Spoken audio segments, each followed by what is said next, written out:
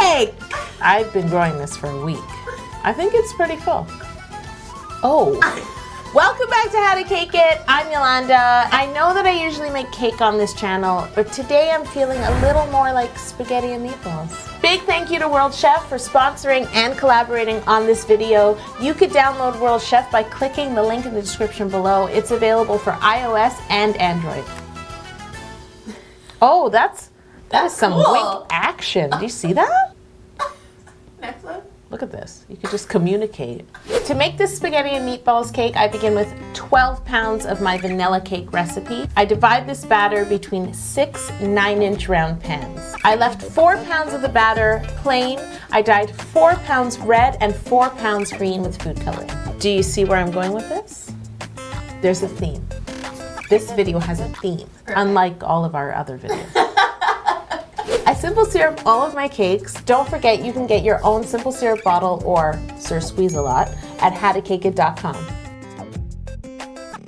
I'm now going to begin to stack and fill my cakes with Italian meringue buttercream. I'm now going to use it to sandwich together 2 cakes that look like an Italian flag. I feel like my Italian meringue buttercream has been waiting for this moment. It's destiny. I'm going to stack them one on top of another with a board in between, and then I'm going to place dowels into the top cake. I'm actually working with the cake upside down at the moment, so once I flip it over, those dowels will be there for support.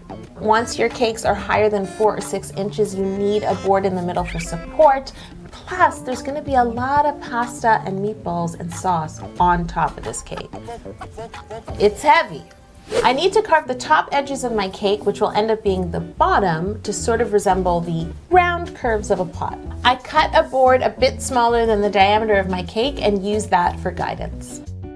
My cake is really starting to look like an upside down pot. I'm gonna ice it really smooth with my Italian meringue buttercream. I'm gonna use a really tall bench scraper to help me out. That's very Italian of me. What? Talking with my hands. The whole video will be like, and I was icing. All my videos are like that. So I've spent a lot of time around Italians, and then I married one. I've earned this mustache. I've chilled my cake and it's nice and cold. So now it's time for fondant. Bright red fondant.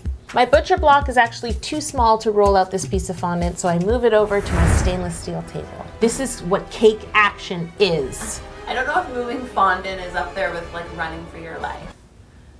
What are you trying to say? I want to see you move fondant, Jocelyn.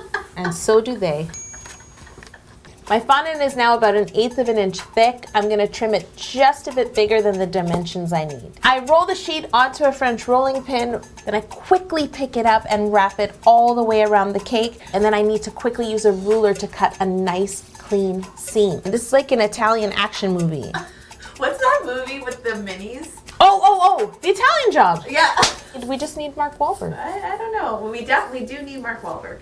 Now I need to trim away the excess fondant from the bottom and the top of my cake. I want to add a metal piece of trim to the top of my pot, but it's easier to do this while the cake is still upside down because I have the board to guide me. I'm going to use a mixture of gum paste and fondant dyed gray, roll it out, and cut a thin strip, and then use a little water to apply it all the way around what is now the base of my cake. It's time to flip this cake over. Now, this is action. Jocelyn, are you with me? Yeah, I agree. This is action. Well, you can't hesitate. There's no room for hesitation here. It's like disarming a bomb. Hold on to that cake and flip. Jocelyn, this is not a laughing matter. I'm sorry. I can't be like, hey, just flip your cake over like that and then, no. Flip! Stop scaring. Don't flip your cake. Flip it! We've got to make handles for this pot because otherwise, how will you pick it up? The handles consist of 2 parts. One is a rolled out tube with a wire through the middle, and then I bend it to resemble a handle. And the other part is the flat rectangle, which will be the base of the handle.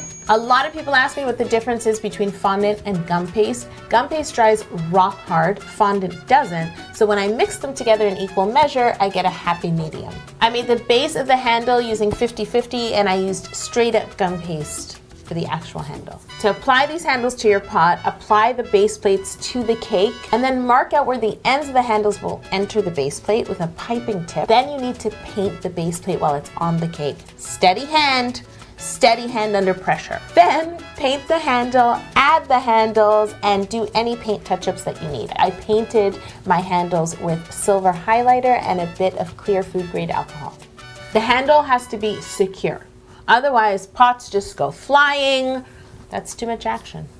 It's intense. Speaking of action, if you like action in the kitchen as much as I do, the World Chef game allows you to create your own restaurant, fill it with chefs from around the world, and make your own dishes. You can make anything you want. It is available on Facebook where you can interact with your friends by trading dishes. My dishes are always the best. It's not a competition, Yolanda. You're just mad because you lose.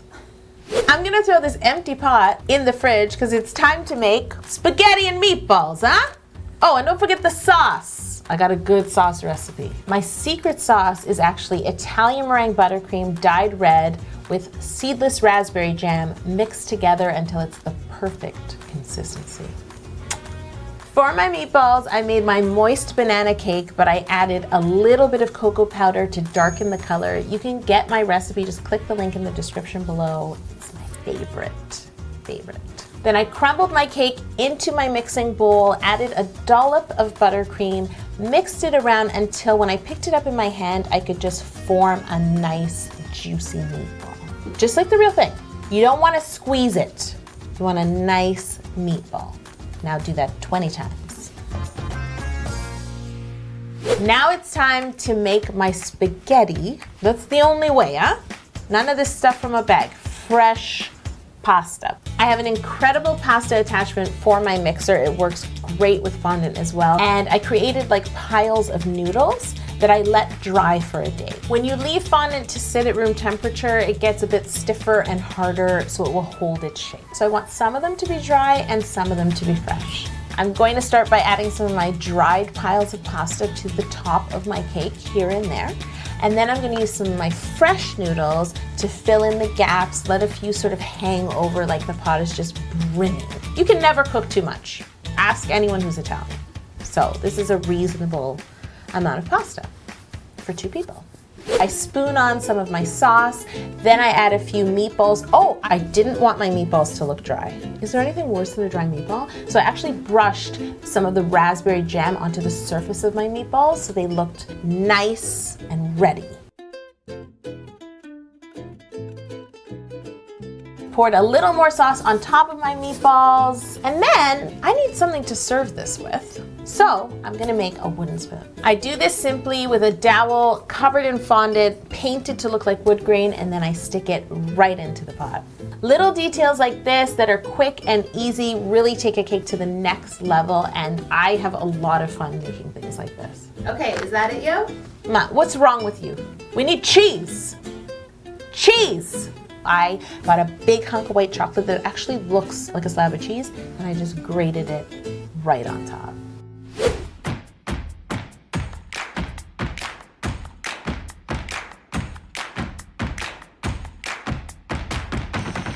Mamma mia, it's a cake! T-shirt reference. I feel like a lot of action movies either end with some kind of scene on a beach or a group around a table eating. Because now, like, oh, we did it and we're eating. So, I mean, you saw me. I did the flip. Speaking of action, if you're wondering how long these cakes actually take me to make, and I know you are because it's one of the #1 questions I get, head over to my Facebook.